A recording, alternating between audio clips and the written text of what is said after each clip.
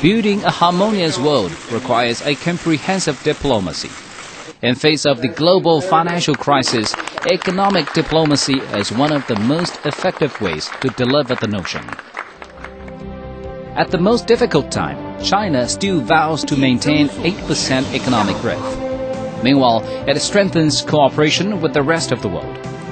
Earlier this year, President Hu Jintao brought more than 20 cooperation agreements in the fields of economy and trade, investment and infrastructure construction to 5 Asian and African countries. And European leaders felt Premier Wen Jiabao's arrival well worth the wait. His trip of confidence saw the signing of 38 contracts worth 15 billion yuan. China's rapid development creates tangible benefits for the rest of the world. In 2008, China's GDP exceeded 30 trillion yuan, contributing more than 20% of the overall economic growth. Yesterday's threat became today's savior. Many nations took the initiative to mend relations with the world's third biggest economy. On the eve of the G20 summit in April this year, U.S. President Barack Obama met Hu Jintao. And I have said publicly, and I continue to believe, that the relationship between China and the United States is not only important for the citizens of both our countries, but will help to set the stage for how the world deals with a whole host of challenges in the years to come. Economic cooperation helps rebut the notion of the China threat. Cultural exchanges further enhance China's appeal. A Chinese atmosphere pervades the Confucius Institute at Germany's Nuremberg University. A speech contest with the theme "Me and China" was held during its China Day.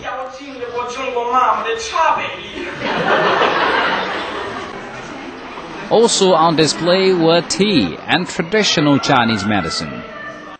For many Germans, it was their first contact with things Chinese. It is great that China is promoting its culture and language to the world. And I think the Confucius Institute plays a significant role in this field. Besides the Chinese courses, the Institute also helps us to reduce the distance between different cultures and let Western people know about Chinese culture. I think this is really far-seeing. Harmony is precious as the core of Confucianism.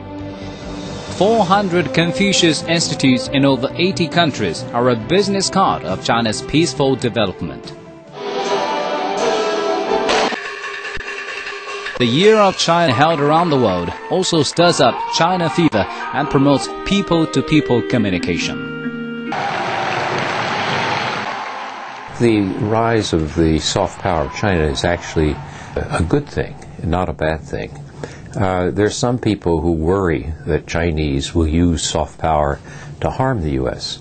I think that's less likely than that the rise of Chinese soft power, which makes China more attractive in the U.S., means there's less fear of China, less hostility toward China. Military, parliamentary, sporting and other comprehensive diplomacy further restrain demonization of China. But behind the harmony, there are still disruptive factors. The Tibet issue seems to pull the trend back to the old China cliches. Some Western media described a very different scene. Has called on the world to denounce China's crackdown in Tibet. These scenes of peaceful protest of Western China determined to keep Tibetan protesters under firm control. They would identify this as a crackdown without knowing details or enough perspectives. So they would automatically consider those people in Tibet as peaceful demonstrators rather than mobs.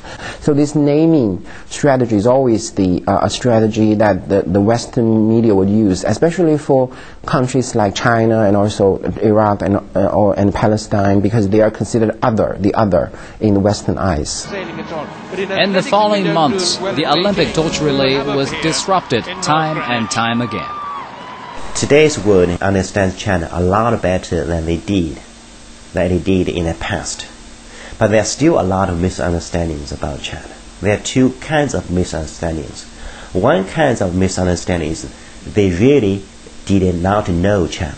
Another kind of misunderstanding resulted from bias or prejudice. They look at China through colored glasses.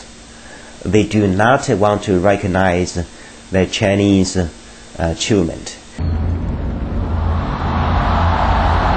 However, protests didn't overshadow China's truly exceptional Olympiad. The success of the opening ceremony set the stage for the Games to present a more open and colorful China to the world. The world once waited for China to join in. Now China has to have the patience to wait for the world to understand. After the Olympics, I noticed that the media seems to be better able to focus on the current affairs of China. There is also more attention on China. I think the Olympics is seen as a turning point of China, China's role in the world. The voyage to a harmonious world is full of winds and waves. But Chinese diplomacy and the new era will fly high for cooperation, development, and peace. Welcome back to the World Insight studio here in Beijing. Wrapping up, entering a new century, global problems have become even more complex, while regional concerns seem to emerge one after the other. Now, though, the global financial crisis is challenging developments in every pocket of the world, and in this context, China is more active than ever before, drawing closer to countries everywhere. The world also has higher expectations for China, so an open and responsible country, that's the image it's working for now and also into the future.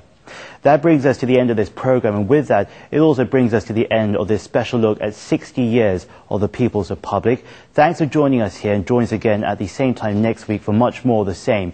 You'll be watching World Insight. I'm James Chow in Beijing. From me and my colleagues here, we'll see you again.